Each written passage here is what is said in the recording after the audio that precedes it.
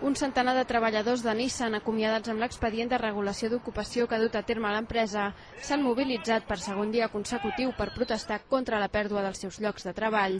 Els manifestants han ocupat la Ronda Litoral, en una mostra més de les protestes que duen a terme des de fa mesos, i s'han produït alguns incidents com aquest. ¿Pero qué quiere atropellar a la gente?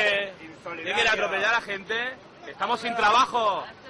Estamos sin trabajo, hombre. De momento estamos intentando hacer ruido, estamos cortando ahora la ronda, cosa que lo sentimos porque el trabajador de pie, la persona que coge ahora la ronda no tiene culpa de nada, lo sentimos, pero es que también los Mossos nos han amenazado que si seguíamos en la puerta nos iban a linchar. Nos lo han dicho bien dicho, pero que sepáis que si no os vais en un tiempo determinado, sacamos las porras. A banda del tall a la ronda, els treballadors també han protestat a la planta de Nissan a la zona franca. Aquesta vegada han optat per bloquejar l'accés als directius i mercaderies i deixar entrar els treballadors en actiu.